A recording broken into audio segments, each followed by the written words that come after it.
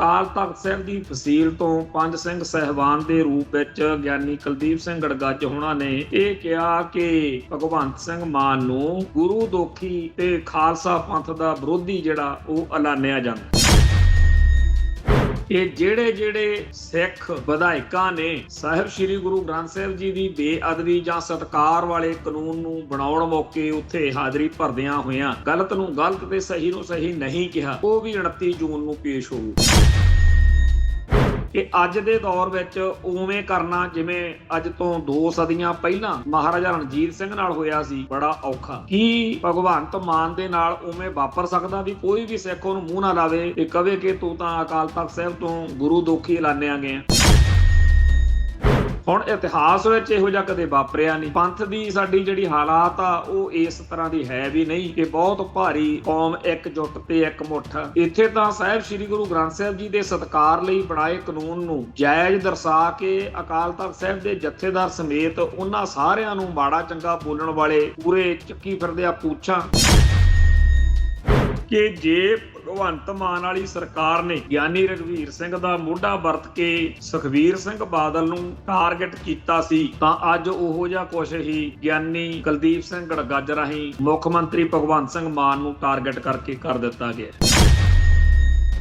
Cyber cell ਦੇ ਰਾਹੀਂ ਇਹ ਵੀ ਪਤਾ ਕਰਾਇਆ ਜਾ ਸਕਦਾ ਸੀ ਇਹ ਵੀਡੀਓ ਕਿਹਨੇ ਕਿੱਥੋਂ ਅਪਲੋਡ ਕੀਤੀ ਆ ਤੇ ਉਸ ਬੰਦੇ ਨਾਲ ਨਜਿੱਠ ਸਕਦੀ ਸੀ ਸਰਕਾਰ। ਹੁਣ ਵੀ ਇਸ ਮੌਕੇ ਵੀ ਜੇਕਰ ਚੈਲੰਜ ਹੀ ਕਰਨਾ ਆ ਉਹਨਾਂ ਰਿਪੋਰਟਾਂ ਨੂੰ ਚੈਲੰਜ ਕਰਨ ਤੇ ਉਹਨਾਂ ਰਿਪੋਰਟਾਂ ਦੇ ਆਧਾਰ ਦੇ ਉੱਤੇ ਜੋ ਕਾਰਵਾਈ ਹੋਈ ਹੈ ਉਹ ਤਾਂ ਬਾਅਦ ਦੀ ਗੱਲ ਹੈ ਨਾ। ਜਿਹੜਾ ਅਕਾਲ ਤਖਤ ਸਾਹਿਬ ਵਾਲੀ ਧਿਰ ਦਾ ਸਾਰਾ ਜ਼ੋਰ ਆ ਉਹ ਤਾਂ ਆਧਾਰ ਤਾਂ ਉਹ ਰਿਪੋਰਟਾਂ ਨੇ ਤੇ ਜੇਕਰ ਇਹਨਾਂ ਨੂੰ ਯਕੀਨ ਆ ਕਿ ਭਗਵੰਤ ਮਾਨ ਨੇ ਇਹੋ ਜਿਹਾ ਕੁਝ ਨਹੀਂ ਕੀਤਾ ਤਾਂ ਉੱਥੇ ਕੋਈ ਉਹੋ ਜਿਹੀ ਕਾਰਵਾਈ ਕਰਾਉਣੀ ਚਾਹੀਦੀ ਸੀ।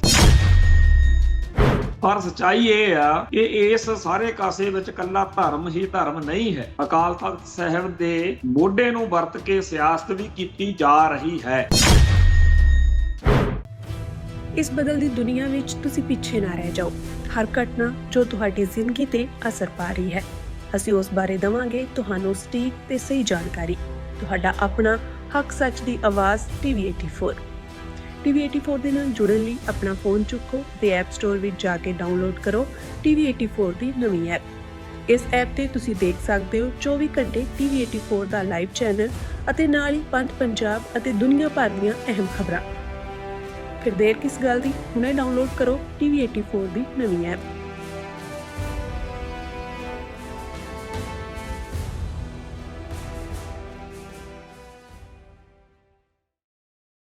TV84 ਉੱਤੇ ਪ੍ਰੋਗਰਾਮ ਖਬਰ ਦੀ ਖਬਰ ਦੇਖ ਰਹੇ ਸਾਰੇ ਦਰਸ਼ਕਾਂ ਨੂੰ ਮੈਂ ਸਰਬਜੀਤ ਸਿੰਘ ਘੁਮਾਣ ਫਤਿਹ ਅਰਜ਼ ਕਰਦਾ। ਵਾਹਿਗੁਰੂ ਜੀ ਕਾ ਖਾਲਸਾ ਵਾਹਿਗੁਰੂ ਜੀ ਕੀ ਫਤਿਹ। ਅੱਜ ਦਾ ਦਿਨ ਸਿਆਸਤ ਅਤੇ ਧਰਮ ਦੇ ਹਿਸਾਬ ਨਾਲ ਕਾਫੀ ਅਹਿਮ ਹੈ। ਅੱਜ ਅਕਾਲ ਤਖਤ ਸਾਹਿਬ ਵਿਖੇ ਪਹਿਲਾਂ ਇੱਕ ਇਕੱਤਰਤਾ ਹੋਈ। ਇਕੱਤਰਤਾ ਤੋਂ ਬਾਅਦ ਪਿੰਡ ਸਿੰਘ ਸਾਹਿਬਾਨ ਦੀ ਮੀਟਿੰਗ ਹੋਈ। ਮੀਟਿੰਗ ਤੋਂ ਬਾਅਦ ਖਾਲਸਾ ਪੰਥ ਦੇ ਨਾਂ ਸੰਦੇਸ਼ ਦੇ ਰੂਪ ਦੇ ਵਿੱਚ ਇਹ ਕਿਹਾ ਗਿਆ ਕਿ ਪੰਜਾਬ ਦੇ ਮੁੱਖ ਮੰਤਰੀ ਭਗਵੰਤ ਮਾਨ ਦੀ ਉਹ ਵੀਡੀਓ ਜਿਹਦਾ ਰੌਲਾ ਦਸੰਬਰ ਜਨਵਰੀ 'ਚ ਪਿਆ ਸੀ, ਜਿਹਦੇ ਵਿੱਚ ਮੁੱਖ ਮੰਤਰੀ ਭਗਵੰਤ ਸਿੰਘ ਮਾਨ ਸ਼ਰਾਬੀ ਹਾਲਤ ਵਿੱਚ ਪਹਿਲਾਂ ਗੁਰੂ ਸਾਹਿਬਾਨ ਦੀਆਂ ਜਿਹੜੀਆਂ ਮਨੋਕਲਪਿਤ ਪ੍ਰਚਲਿਤ ਤਸਵੀਰਾਂ ਨੇ ਉਹਦੇ ਉੱਤੇ ਸ਼ਰਾਬ ਦੇ ਛਿੱਟੇ ਜੇ ਸੁੱਟਦਾ ਹੈ, ਉਪਰੰਤ ਪਿਸ਼ਾਬ ਕਰਨ ਦੀ ਨੀਅਤ ਨਾਲ ਸੰਤ ਭਿੰਡਰਾਂ ਵਾਲਿਆਂ ਦਾ ਜਿਹੜਾ ਉੱਥੇ ਕੁਝ ਸਟੈਚੂ ਟਾਈਪ ਆ ਉਹਦੇ ਨੇੜੇ ਜਾਂਦਾ, ਪਿਸ਼ਾਬ ਨਹੀਂ ਆਉਂਦਾ। ਇਹ ਰੌਲਾ ਜਦੋਂ ਪਿਆ ਸੀ ਉਦੋਂ ਬਾਅਦ 'ਚ ਜਨਵਰੀ ਮਹੀਨੇ 'ਚ ਅਕਾਲ ਤਖਤ ਸਾਹਿਬ ਦੇ ਉੱਤੇ ਪੇਸ਼ੀ ਵੀ ਹੋਈ ਸੀ। ਭਗਵੰਤ ਸਿੰਘ ਮਾਨ ਨੇ ਕਿਹਾ ਕਿ ਇਹ ਫੇਕ ਆ, ਇਹ AI ਨਾਲ ਬਣਾਈ ਵੀਡੀਓ ਹੈ, ਮੇਰਾ ਕਰੈਕਟਰ ਅਸਾਸੀਨੇਸ਼ਨ ਕਰਨ ਦੀ ਸਾਜ਼ਿਸ਼ ਹੈ, ਤੁਸੀਂ ਜਿੱਥੋਂ ਮਰਜ਼ੀ ਜਾਂਚ ਕਰਾ ਲਓ। ਉਸ ਮੌਕੇ ਬਾਹਰ ਨਿਕਲ ਕੇ ਪੇਸ਼ੀ ਤੋਂ ਪੂਰੇ ਧੜੱਲੇ ਨਾਲ ਭਗਵੰਤ ਸਿੰਘ ਮਾਨ ਨੇ ਕਿਹਾ ਸੀ ਕਿ ਜਿੱਥੋਂ ਮਰਜ਼ੀ ਜਾਂਚ ਕਰਾ ਲਓ ਤੇ ਅੰਦਰ ਉਹਨਾਂ ਨੇ ਕਿਹਾ ਸੀ ਵੀ ਸਾਨੂੰ ਤੁਸੀਂ ਆਪਦੀ ਮਰਜ਼ੀ ਦੀਆਂ ਲੈਬ 'ਚ ਦੱਸੋ। ਬਾਅਦ ਵਿੱਚ ਚਿੱਠੀ ਵੀ ਭੇਜੀ ਅਕਾਲ ਤਖਤ ਸਾਹਿਬ ਵੱਲੋਂ ਕਿ ਦੱਸੋ ਜੀ ਕੋਈ ਜਿੱਥੋਂ ਅਸੀਂ ਜਾਂਚ ਕਰਾ ਸਕਦੇ ਹਾਂ। ਪਰ ਜਦੋਂ ਭਗਵੰਤ ਸਿੰਘ ਮਾਨ ਤੇ ਉਹਦੀ ਸਰਕਾਰੀ ਪੱਖ ਤੋਂ ਕੋਈ ਜਵਾਬ ਤਾਂ ਨਹੀਂ ਆਇਆ, ਤਾਂ ਅਕਾਲ ਤਖਤ ਸਾਹਿਬ ਦੇ ਸੈਕਟਰੀਏਟ ਵੱਲੋਂ ਕਾਰਵਾਈ ਜਾਰੀ ਰੱਖੀ ਗਈ। ਜਿਹੜੀ ਪੰਜਾਬ ਸਰਕਾਰ ਦੀ ਚੰਡੀਗੜ੍ਹ ਜਾਂ ਮੋਹਾਲੀ ਵਾਲੀ ਲੈਬ ਹੈ, ਜਿੱਥੋਂ ਆਮ ਅਦਾਲਤੀ ਜਿਹੜੀਆਂ ਜਾਂਚਾਂ ਜਦੋਂ ਚੱਲ ਰਹੀਆਂ ਹੁੰਦੀਆਂ ਨੇ, ਉੱਥੋਂ ਕਈ ਵਾਰ ਪੜਤਾਲਾਂ ਕਰਾਈਆਂ ਜਾਂਦੀਆਂ। ਉਹਨਾਂ ਨੇ ਕਿਹਾ ਕਿ ਜੀ ਜਾਂ ਤਾਂ ਸਾਨੂੰ ਅਦਾਲਤ ਦਾ ਹੁਕਮ ਆਵੇ ਜਾਂ ਸਰਕਾਰ ਦਾ, ਅਸੀਂ ਇਦਾਂ ਕਿਸੇ ਨਾਲ ਨਹੀਂ ਕਰ ਸਕਦੇ। ਖੈਰ ਬਾਅਦ ਵਿੱਚ ਮਨੀਪੁਰ ਤੇ ਇੱਕ ਹੋਰ 2 ਥਾਵਾਂ ਤੋਂ ਜਾਂਚ ਉਸ ਸੀਡੀ ਦੀ ਕਰਵਾ ਕੇ, ਸਾਰੀ ਘਟਨਾ ਦੀ ਕਰਵਾ ਕੇ, ਅੱਜ ਅਕਾਲ ਤਖਤ ਸਾਹਿਬ ਜਿਹੜੀ ਇਕੱਤਰਤਾ ਹੋਈ ਹੈ ਤੇ ਸੰਗਤ ਦੇ ਸਾਹਮਣੇ, ਜਥੇਬੰਦੀਆਂ ਦੇ ਨੁਮਾਇੰਦਿਆਂ ਦੇ ਸਾਹਮਣੇ ਇਹ ਦੱਸਿਆ ਗਿਆ ਕਿ ਜੀ ਇਹ ਬਿਲਕੁਲ ਸਹੀ ਹੈ, ਇਹਦੇ ਵਿੱਚ ਕੋਈ ਫੈਬਰੀਕੇਸ਼ਨ ਜਾਂ ਕੋਈ ਗਾਂਢਾ ਤੋਪਾ ਨਹੀਂ। ਵਾਕਿਆ ਹੀ ਇਹ ਜਿਹੜੀ ਹਰਕਤ ਹੈ ਭਗਵੰਤ ਸਿੰਘ ਮਾਨ ਨੇ ਜਿਹੜੀ ਇਸ ਵੀਡੀਓ 'ਚ ਕੀਤੀ ਹੈ, ਉਹ ਸੱਚੀ ਪਾਈ ਗਈ। ਜਦੋਂ ਇਹ ਮਾਮਲਾ ਉੱਠਿਆ ਸੀ, ਉਦੋਂ ਹਰੇਕ ਨੂੰ ਲੱਗਿਆ ਸੀ ਕਿ ਸ਼ਾਇਦ ਐਵੇਂ ਕੋਈ ਸਿਆਸੀ ਤੌਰ ਦੇ ਉੱਤੇ ਢਕਵੰਜ ਚੱਲ ਰਿਹਾ, ਪਰ ਅੱਜ ਇਹ ਮਸਲਾ ਬਹੁਤ ਅੱਗੇ ਲੰਘ ਗਿਆ। ਅੱਜ ਜਦੋਂ ਅਕਾਲ ਤਖਤ ਸਾਹਿਬ ਦੇ ਮਸਲੇ ਅਕਾਲ ਤਖਤ ਸਾਹਿਬ ਤੇ ਜਦੋਂ ਆ ਜਾਂਦੇ ਆ, ਉਦੋਂ ਗੱਲ ਬੜੀ ਵੱਡੀ ਹੋ ਜਾਂਦੀ। ਸੋ ਅਕਾਲ ਤਖਤ ਸਾਹਿਬ ਤੇ ਉਹ ਸਾਰਾ ਦਿਖਾ ਕੇ, ਆ ਲਓ ਜੀ ਸਾਡੇ ਕੋਲੇ ਸਬੂਤ ਨੇ, ਰਿਪੋਰਟਾਂ ਨੇ, ਤੇ ਜਿਹੜੀ ਮਰਜ਼ੀ ਅਦਾਲਤ ਵਿੱਚ ਇਹ ਰਿਪੋਰਟਾਂ ਨੂੰ ਚੈਲੰਜ ਕਰ ਲਿਆ ਜਾਵੇ। ਇਸ ਤਰ੍ਹਾਂ ਦੀ ਗੱਲਬਾਤ ਦੇ ਆਧਾਰ ਤੇ ਬਾਅਦ ਵਿੱਚ ਅਕਾਲ ਤਖਤ ਸਾਹਿਬ ਦੀ ਫਸੀਲ ਤੋਂ 5 ਸਿੰਘ ਸਾਹਿਬਾਨ ਦੇ ਰੂਪ ਵਿੱਚ ਗਿਆਨੀ ਕੁਲਦੀਪ ਸਿੰਘ ਗੜਗੱਜ ਹੋਣਾ ਨੇ ਇਹ ਕਿਹਾ ਕਿ ਭਗਵੰਤ ਸਿੰਘ ਮਾਨ ਨੂੰ ਗੁਰੂ ਦੋਖੀ ਤੇ ਖਾਲਸਾ ਪੰਥ ਦਾ ਵਿਰੋਧੀ ਜਿਹੜਾ ਉਹ ਐਲਾਨਿਆ ਜਾਂਦਾ ਹੈ। ਇਹ ਖਬਰ ਬਹੁਤ ਅਹਿਮ ਹੈ। ਮੈਨੂੰ ਤਾਂ ਲੱਗਦਾ ਨਹੀਂ ਕਿ ਇਸ ਤਰੀਕੇ ਨਾਲ ਪਹਿਲਾਂ ਕਦੇ ਕਿਸੇ ਮਨੁੱਖ ਨੂੰ, ਜਿਹੜਾ ਸਿੱਖਾਂ ਦੇ ਘਰੇ ਜੰਮਿਆ ਹੋਵੇ, ਉਹਨੂੰ ਇਸ ਤਰ੍ਹਾਂ ਐਲਾਨਿਆ ਹੋਵੇ। ਜਦੋਂ ਆਪਾਂ ਰਾਮ ਰਾਏ ਦੀ ਵੀ ਗੱਲ ਕਰਦੇ ਹਾਂ, ਉਹਦਾ ਵੀ ਮਸਲਾ ਕੁਝ ਹੋਰ ਤਰ੍ਹਾਂ ਦਾ ਸੀ। ਜਿਹੜਾ ਇਸ ਤੋਂ ਇਲਾਵਾ ਹੋਰ ਕਈ ਨੇ, ਪਿਰਥੀ ਚੰਦ ਜਾਂ ਉਹੋ ਜਿਹੇ ਕਈ ਹੋਰ, ਪਰ ਆਹ ਕੰਮ ਜਿਹੜਾ ਹੈ ਇਹ ਨਿਵੇਕਲਾ ਹੀ ਹੋਇਆ। ਜਦੋਂ ਭਗਵੰਤ ਸਿੰਘ ਮਾਨ ਦੀ ਅਕਾਲ ਤਖਤ ਸਾਹਿਬ ਤੇ ਪੇਸ਼ੀ ਵਾਲਾ ਮਸਲਾ ਆਇਆ ਸੀ, ਉਦੋਂ ਵੀ ਇਹੀ ਕਿਹਾ ਗਿਆ ਸੀਗਾ ਕਿ ਜੀ ਉਹ ਤਾਂ ਮੂੰਹ ਸਿਰ ਮੁੰਨਦਾ ਹੈ।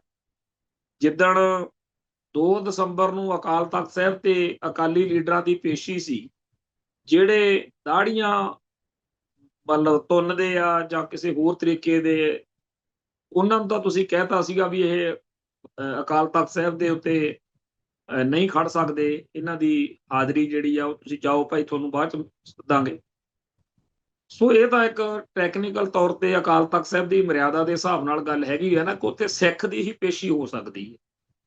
ਜਿਹੜਾ ਸਿੱਖ ਪਤਤ ਜਾਂ ਕਿਸੇ ਹੋਰ ਕੈਟਾਗਰੀ ਚ, ਉਹਦੇ ਲਈ ਕਾਫੀ ਉਲਝਣ ਹੈ। ਭਗਵੰਤ ਸਿੰਘ ਮਾਨ ਜਿਹੜਾ ਹੈ ਉਹ ਇਹੋ ਜਿਹਾ ਸਿੱਖ ਨਹੀਂ ਹੈ ਜਿਹੋ ਜਿਹਾ ਇੱਕ ਸਾਬਤ ਸੂਰਤ ਅੰਮ੍ਰਿਤਧਾਰੀ ਗੁਰਸਿੱਖ ਹੁੰਦਾ। ਪਰ ਇਹ ਵੀ ਗੱਲ ਆ ਕਿ ਕਈ ਭਰਾ ਕਹਿੰਦੇ ਆ ਕਿ ਪਤਤ ਤਾਂ ਉਹਨੂੰ ਕਿਹਾ ਕਰੋ ਜਿਹੜਾ ਪਹਿਲਾਂ ਅੰਮ੍ਰਿਤਧਾਰੀ ਗੁਰਸਿੱਖ ਹੋਵੇ ਤੇ ਬਾਅਦ ਵਿੱਚ ਕਿਸੇ ਕਾਰਨ ਅੰਮ੍ਰਿਤ ਦੀ ਮਰਿਆਦਾ ਨੂੰ ਭੰਗ ਕਰ ਦੇਵੇ, ਵਜਰ ਕ੍ਰੈਤ ਕਰ ਲਵੇ, ਤੇ ਉਹ ਫਿਰ ਗਲਤ ਹੋ ਗਿਆ, ਤੇ ਉਹਨੂੰ ਤੁਸੀਂ ਪਤਤ ਕਿਹਾ ਕਰੋ। ਤੇ ਇਹਨੂੰ ਫਿਰ ਕੀ ਕਹੀਏ ਜਿਹੜਾ ਪਹਿਲੇ ਦਿਨ ਤੋਂ ਹੀ ਅੰਮ੍ਰਿਤ ਛਕਦਾ ਨਹੀਂ ਕੋਈ ਬੰਦਾ, ਤੇ ਮੂੰਹ ਸਿਰ ਮੁੰਨ ਕੇ ਹਰ ਕਰਹਿਤ ਕਰਦਾ। ਖੈਰ ਉਹ ਇੱਕ ਜੁਦਾ ਮਸਲਾ। ਪਰ ਜਦੋਂ ਅੱਜ ਅਕਾਲ ਤਖਤ ਸਾਹਿਬ ਦੀ ਫਸੀਲ ਤੋਂ 5 ਸਿੰਘ ਸਾਹਿਬਾਨ ਨੇ ਕਿਸੇ ਮੁੱਖ ਮੰਤਰੀ ਨੂੰ ਪਹਿਲੀ ਵਾਰ ਇਤਿਹਾਸ ਵਿੱਚ ਗੁਰੂ ਦੋਖੀ ਤੇ ਖਾਲਸਾ ਪੰਥ ਦਾ ਵਿਰੋਧੀ ਐਲਾਨਦਿਆਂ ਕਿਹਾ ਹੈ ਕਿ ਕੋਈ ਵੀ ਸਿੱਖ ਇਹਨੂੰ ਮੂੰਹ ਨਾ ਲਾਵੇ, ਇਹ ਗੱਲ ਬੜੀ ਅਹਿਮ ਹੈ। ਦੂਜਾ ਇਹਦੇ ਨਾਲ ਜੁੜਿਆ ਹੋਇਆ ਮਸਲਾ ਕਿ ਜਿਹੜੇ ਸਿੱਖ ਵਿਧਾਇਕਾਂ ਨੇ ਸਾਹਿਬ ਸ੍ਰੀ ਗੁਰੂ ਗ੍ਰੰਥ ਸਾਹਿਬ ਜੀ ਦੀ ਬੇਅਦਬੀ ਜਾਂ ਸਤਿਕਾਰ ਵਾਲੇ ਕਾਨੂੰਨ ਨੂੰ ਬਣਾਉਣ ਮੌਕੇ ਉੱਥੇ ਹਾਜ਼ਰੀ ਭਰਦਿਆਂ ਹੋਇਆਂ ਗਲਤ ਨੂੰ ਗਲਤ ਤੇ ਸਹੀ ਨੂੰ ਸਹੀ ਨਹੀਂ ਕਿਹਾ, ਉਹ ਵੀ 29 ਜੂਨ ਨੂੰ ਪੇਸ਼ ਹੋਊ। ਇਹ ਵੀ ਗੱਲ ਭਗਵੰਤ ਮਾਨ ਜਾਂ ਉਹਦੀ ਸਰਕਾਰ ਦੇ ਉੱਤੇ ਅਟੈਕ ਵਾਲੀ ਗੱਲ ਹੈ। ਹੁਣ ਇਹਦੇ ਉੱਤੇ ਜੇ ਚਰਚਾ ਕਰਨੀ ਹੋਵੇ ਤਾਂ ਕਿਹਾ ਜਾ ਸਕਦਾ ਹੈ ਕਿ ਜਦੋਂ ਅਕਾਲ ਤਖਤ ਸਾਹਿਬ ਤੋਂ ਪੂਰੀ ਪੜਤਾਲ ਕਰਾਉਣ ਤੋਂ ਬਾਅਦ ਗਿਆਨੀ ਕੁਲਦੀਪ ਸਿੰਘ ਗੜਗੱਜ ਨੇ ਬਤੌਰ ਜਥੇਦਾਰ ਇਹ ਐਲਾਨ ਕੀਤਾ ਹੈ, ਤਾਂ ਇਹ ਐਵੇਂ ਕੋਈ ਛੋਟੀ ਮੋਟੀ ਗੱਲ ਨਹੀਂ, ਤੇ ਇਹਦੇ ਉੱਤੇ ਪਹਿਰਾ ਦੇਣਾ ਚਾਹੀਦਾ ਹੈ। ਪਹਿਰਾ ਦੇਣ ਦਾ ਭਾਵ ਇਹ ਕਿ ਜਦੋਂ ਮਹਾਰਾਜਾ ਰਣਜੀਤ ਸਿੰਘ ਨੂੰ ਤਨਖਾਹੀਆ ਕਰਾਰ ਦਿੱਤਾ ਗਿਆ ਸੀ ਤਾਂ ਕਹਿੰਦੇ ਆ ਕਿ ਉਹਦੇ ਜਿਹੜਾ ਸਵੇਰੋਂ ਹਰ ਰੋਜ਼ ਉਹਨੂੰ ਸਲਾਮ ਕਰਦਾ ਸੀ ਸਿੱਖ, ਉਹਨੇ ਵੀ ਉਹਨੂੰ ਸਲਾਮ ਨਾ ਕੀਤਾ, ਬਾਹਰ ਨਿਕਲਿਆ ਤਾਂ ਹਰ ਇੱਕ ਜਿਹੜਾ ਵੀ ਉਹਨੂੰ ਘੋੜਾ ਜਾਂ ਕੋਈ ਹੋਰ ਸੇਵਾਦਾਰ ਸਾਰਿਆਂ ਨੇ ਉਹਨੂੰ 2-3 ਘੰਟਿਆਂ 'ਚ ਹੀ ਸਮਝ ਲੱਗ ਗਈ ਕਿ ਪੰਥ ਦੀ ਸ਼ਕਤੀ ਕੀ ਹੁੰਦੀ ਹੈ, ਤੇ ਪੰਥ ਦੀ ਸ਼ਕਤੀ ਨੂੰ ਮਹਿਸੂਸ ਕਰਕੇ ਉਹ ਅਕਾਲ ਤਖਤ ਸਾਹਿਬ ਸਨਮੁਖ ਆ ਗਿਆ ਵੀ ਲਓ ਜੀ ਜੋ ਕਰਨਾ ਕਰੋ। ਬੀਤੇ ਦੌਰ ਵਿੱਚ ਜਦੋਂ 1978 ਚ ਨਕਲੀ ਨਿਰੰਕਾਰੀਆਂ ਦੇ ਮੁਤਲਕ ਹੁਕਮਨਾਮਾ ਹੋਇਆ ਤਾਂ ਅੱਜ ਦੇ ਦੌਰ ਵਿੱਚ ਮੁੱਖ ਮੰਤਰੀ ਪ੍ਰਕਾਸ਼ ਸਿੰਘ ਬਾਦਲ ਨੇ ਕਹਿਤਾ ਕਿ ਇਹ ਸਰਕਾਰੀ ਜਿਹੜੇ ਕਾਰ ਵਿਹਾਰ ਆ ਜਾਂ ਸਰਕਾਰ ਦੇ ਕੰਮਕਾਰ ਨੇ, ਸਿੱਖ ਨੇ ਸਰਕਾਰੀ ਨੌਕਰੀਆਂ ਤੇ ਉਹਨਾਂ ਉੱਤੇ ਨਹੀਂ ਹੋਵੇਗਾ ਹੁਕਮਨਾਮਾ। ਇਹਦਾ ਬੜਾ ਰੌਲਾ ਪਿਆ ਸੀ ਉਦੋਂ, ਪਰ ਇਹ ਗੱਲ ਹੈ ਸੱਚੀ ਕਿ ਅੱਜ ਦੇ ਦੌਰ ਵਿੱਚ ਉਵੇਂ ਕਰਨਾ ਜਿਵੇਂ ਅੱਜ ਤੋਂ 2 ਸਦੀਆਂ ਪਹਿਲਾਂ ਮਹਾਰਾਜਾ ਰਣਜੀਤ ਸਿੰਘ ਨਾਲ ਹੋਇਆ ਸੀ ਬੜਾ ਔਖਾ। ਕੀ ਭਗਵੰਤ ਮਾਨ ਦੇ ਨਾਲ ਉਵੇਂ ਵਾਪਰ ਸਕਦਾ ਵੀ ਕੋਈ ਵੀ ਸਿੱਖ ਉਹਨੂੰ ਮੂੰਹ ਨਾ ਲਾਵੇ ਤੇ ਕਵੇ ਕਿ ਤੂੰ ਤਾਂ ਅਕਾਲ ਤਖਤ ਸਾਹਿਬ ਤੋਂ ਗੁਰੂ ਦੋਖੀ ਐਲਾਨਿਆ ਗਿਆ? ਹੁਣ ਇਤਿਹਾਸ ਵਿੱਚ ਇਹੋ ਜਿਹਾ ਕਦੇ ਵਾਪਰਿਆ ਨਹੀਂ। ਪੰਥ ਦੀ ਸਾਡੀ ਜਿਹੜੀ ਹਾਲਾਤ ਆ ਉਹ ਇਸ ਤਰ੍ਹਾਂ ਦੀ ਹੈ ਵੀ ਨਹੀਂ ਕਿ ਬਹੁਤ ਭਾਰੀ ਕੌਮ ਇਕਜੁੱਟ ਤੇ ਇਕਮੁੱਠ। ਇੱਥੇ ਤਾਂ ਸਾਹਿਬ ਸ੍ਰੀ ਗੁਰੂ ਗ੍ਰੰਥ ਸਾਹਿਬ ਜੀ ਦੇ ਸਤਿਕਾਰ ਲਈ ਬਣਾਏ ਕਾਨੂੰਨ ਨੂੰ ਜਾਇਜ਼ ਦਰਸਾ ਕੇ ਅਕਾਲ ਤਖਤ ਸਾਹਿਬ ਦੇ ਜਥੇਦਾਰ ਸਮੇਤ ਉਹਨਾਂ ਸਾਰਿਆਂ ਨੂੰ ਮਾੜਾ ਚੰਗਾ ਬੋਲਣ ਵਾਲੇ ਪੂਰੇ ਚੱਕੀ ਫਿਰਦੇ ਆ ਪੂਛਾਂ, ਜਿਹੜੇ ਕਹਿੰਦੇ ਆ ਕਿ ਜੀ ਇਹ ਕਾਨੂੰਨ ਮਸਾਂ ਦਾ ਬਣੇ, ਪੰਥ ਵਿੱਚ ਪਾਟੋ ਧਾੜ। ਦੂਜੇ ਪਾਸੇ ਜਿਹੜਾ ਪੰਜਾਬ ਸਰਕਾਰ ਵੱਲੋਂ ਜਾਂ ਭਗਵੰਤ ਮਾਨ ਦੀ ਧਿਰ ਵੱਲੋਂ ਬਲਤੇਜ ਪੰਨੂ, ਉਹਨੇ ਕਿਹਾ ਵੀ ਇਹ ਜਿਹੜੀ ਰਿਪੋਰਟ ਆ ਜਾਂ ਹੋਰ ਆ ਗੱਲ ਇਹ ਆਪਦੀ ਥਾਂ ਤੇ ਹੈ, ਪਰ ਇਹ ਗੱਲ ਨਹੀਂ ਮੰਨੀ ਜਾ ਸਕਦੀ ਕਿ ਜਿਹੜਾ ਵਿੱਚ ਬੰਦਾ ਹੈ ਉਹ ਭਗਵੰਤ ਮਾਨ ਆ। ਉਹਨਾਂ ਨੇ ਇੱਕ ਤਰੀਕੇ ਨਾਲ ਵਿਚਾਲਣਾ ਰਾਹ ਜਾ ਕੱਢਿਆ ਗੱਲ ਕਹਿਣ ਲੱਗੇ ਕਿ ਜੀ ਭਗਵੰਤ ਮਾਨ ਦੀ ਨਹੀਂ, ਜੇਕਰ ਕੋਈ ਬੰਦਾ ਭਗਵੰਤ ਮਾਨ ਵਰਗਾ ਹੋਵੇ ਤੇ ਉਹ ਇਹੋ ਜਿਹੀਆਂ ਹਰਕਤਾਂ ਕਰੇ, ਉਹਦੀ ਵੀਡੀਓ ਪਾ ਕੇ ਕਹੀਏ ਕਿ ਲਓ ਜੀ ਭਗਵੰਤ ਮਾਨ ਇਹ ਕਰਦਾ, ਇਸ ਤਰੀਕੇ ਦਾ ਪ੍ਰਭਾਵ ਦੇਣ ਦੀ ਕੋਸ਼ਿਸ਼ ਕੀਤੀ। ਪਰ ਸੋਸ਼ਲ ਮੀਡੀਆ ਉੱਤੇ ਇਸ ਮੌਕੇ ਕੜਮਾਸ ਮਚਿਆ ਹੋਇਆ। ਮਤਲਬ ਕਿ ਅੱਜ ਦੇ ਦੌਰ ਵਿੱਚ ਜਦੋਂ ਵੀ ਕੋਈ ਗੱਲ ਵਾਪਰਦੀ ਹੈ, ਅੱਗੇ ਲੋਕ ਅਖਬਾਰ ਪੜ੍ਹ ਕੇ ਆਪਸ ਵਿੱਚ ਹੀ ਚਰਚਾ ਕਰਦੇ ਸੀ, ਫਿਰ ਕਈ ਹੋਰ ਢੰਗ ਤਰੀਕੇ ਆਏ, ਟੈਲੀਵਿਜ਼ਨ ਦੇਖ ਕੇ ਫਿਰ ਹੋਰ ਆਇਆ। ਅੱਜ ਦੇ ਦੌਰ ਵਿੱਚ ਜਿਉਂ ਹੀ ਗੱਲ ਕੋਈ ਸੋਸ਼ਲ ਮੀਡੀਆ ਤੇ ਆਉਂਦੀ ਆ, ਉਹਦੇ ਉੱਤੇ ਹੱਕ ਜਾਂ ਖਿਲਾਫ ਚ ਲੋਕ ਆਪਣੀ ਰਾਏ ਦਿੰਦੇ ਆ। 4-5 ਘੰਟੇ ਇਸ ਘਟਨਾ ਨੂੰ ਹੋ ਗਏ ਆ। ਅੱਜ ਅਕਾਲ ਤਖਤ ਸਾਹਿਬ ਤੇ ਇਕੱਤਰਤਾ ਤੋਂ ਬਾਅਦ ਵਿੱਚ ਜਦੋਂ ਇਹ ਫੈਸਲਾ ਐਲਾਨਿਆ ਗਿਆ ਕਿ ਭਗਵੰਤ ਮਾਨ ਗੁਰੂ ਦੋਖੀ ਖਾਲਸਾ ਪੰਥ ਦਾ ਵਿਰੋਧੀ ਆ, ਜਿਨ੍ਹਾਂ ਸਿੱਖ ਵਿਧਾਇਕਾਂ ਨੇ ਉਦਣ ਉੱਥੇ ਚੁੱਪੀ ਧਾਰੀ ਰੱਖੀ ਆ ਉਹਨਾਂ ਨੂੰ 29 ਜੂਨ ਨੂੰ ਪੇਸ਼ ਹੋਣਾ ਪਊਗਾ। ਇਵੇਂ ਹੀ ਇੱਕ ਮਸਲਾ ਹੋਰ ਵਿਚਾਰਿਆ ਗਿਆ, ਭਾਈ ਬਲਵੰਤ ਸਿੰਘ ਰਾਜੋਆਣੇ ਦੀ ਫਾਂਸੀ ਵਾਲਾ। ਪਰਸੋਂ ਕਿਸੇ ਕਈ ਕਾਰਨਾਂ ਕਰਕੇ ਅਕਾਲ ਤਖਤ ਸਾਹਿਬ ਦੇ ਉੱਤੇ ਗਿਆਨੀ ਕੁਲਦੀਪ ਸਿੰਘ ਗੜਗੱਜ ਨੇ ਕਈ ਸ਼ਿਕਾਇਤਾਂ ਵਾਲਿਆਂ ਨੂੰ ਸੱਦਿਆ ਹੋਇਆ ਸੀ, ਜਿਹੜਾ ਬਾਰਾਮੂਲਾ ਗੁਰਦੁਆਰੇ ਦਾ ਮਸਲਾ ਜਾਂ ਕਈ ਹੋਰ ਆ।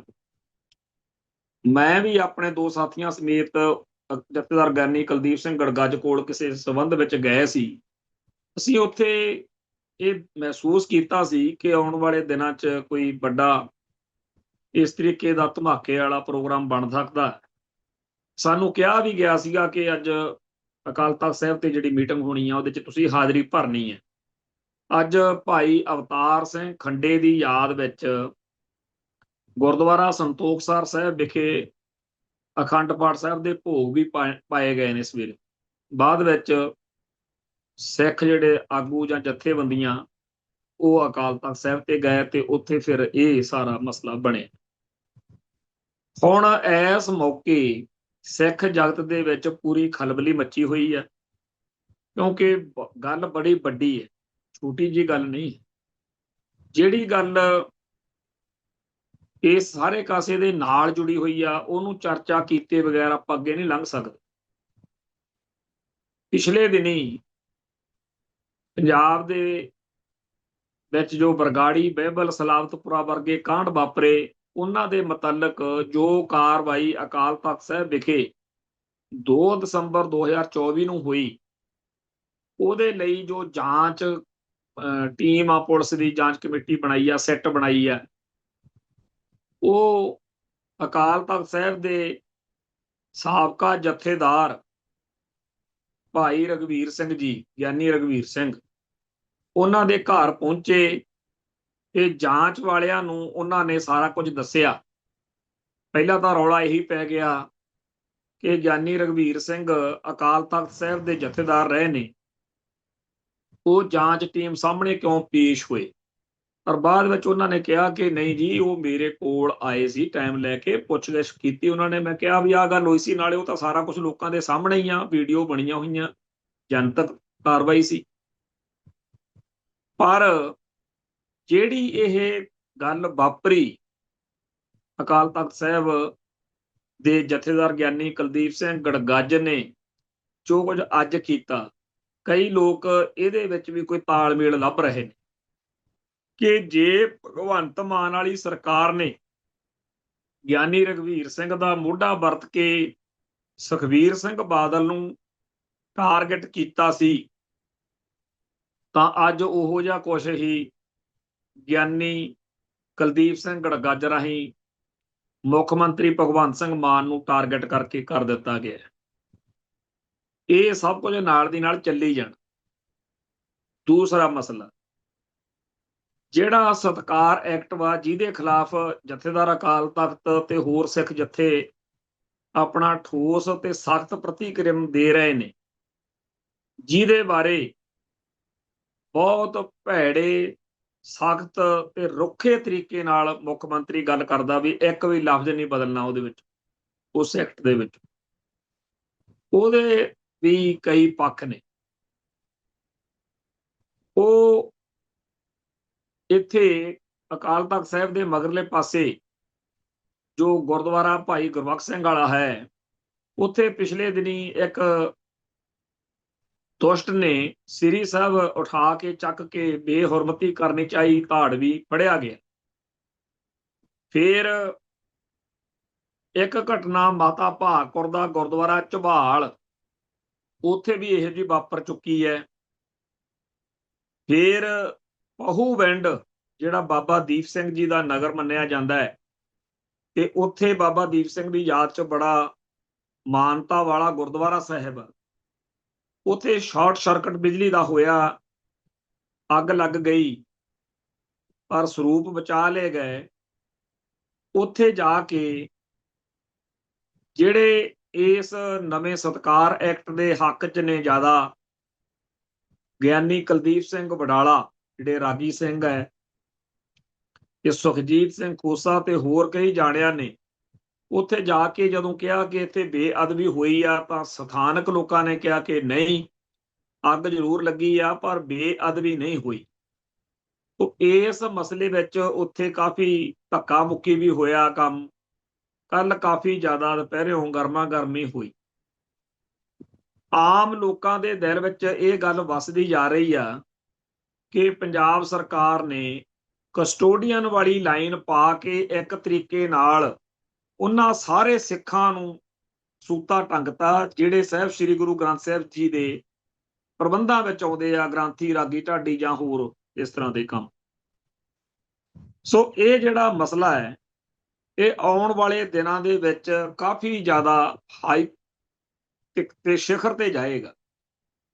ਭਗਵੰਤ ਮਾਨ ਦੀ ਜਿਹੜੀ ਵੀਡੀਓ ਹੈ, ਜਿਹੜੀ ਇਹਦੀ ਕਾਰਵਾਈ ਹੋਈ ਸੀ ਅਕਾਲ ਤਖਤ ਸਾਹਿਬ ਤੇ, ਉਸ ਦਿਨ ਹੀ ਮੁੱਖ ਮੰਤਰੀ ਨੂੰ ਚਾਹੀਦਾ ਸੀ ਕਿ ਉਹ ਪੁਲਿਸ ਦੇ ਰਾਹੀਂ ਇਹਦੀ ਜਾਂਚ ਕਰਾਉਣ ਵਾਲੇ ਪਾਸੇ ਤੁਰਦੇ, ਜਾਂ ਇੱਥੇ ਅਸੀਂ ਅਕਸਰ ਦੇਖਦੇ ਹਾਂ ਕਿ ਜਦੋਂ ਕੋਈ ਸਾਈਬਰ ਦਾ ਕ੍ਰਾਈਮ ਹੋ ਜਾਂਦਾ, ਸਕਿੰਟਾਂ 'ਚ ਲੱਭ ਲੈਂਦੇ। ਇੱਕ ਵਾਰੀ ਕੈਪਟਨ ਅਮਰਿੰਦਰ ਸਿੰਘ ਦੀ ਜਿਹੜੀ ਘਰਵਾਲੀ ਆ ਪ੍ਰਨੀਤ ਕੌਰ, ਉਹਦੇ ਨਾਲ ਕੋਈ ਪੈਸਿਆਂ ਦਾ ਫਰਾਡ ਹੋ ਗਿਆ ਸੀ, 3-4 ਸਾਲ ਪੁਰਾਣੀ ਗੱਲ। ਤੇ ਉਹ ਇਹਨਾਂ ਨੇ 4-5 ਘੰਟਿਆਂ 'ਚ ਲੱਭ ਲਏ ਸੀ ਵੀ ਉਹ ਬੰਗਾਲ ਬਿਹਾਰ ਦੇ ਜਿੱਥੋਂ ਦੇ ਵੀ ਸੀਗੇ ਫਰਾਡ ਵਾਲੇ।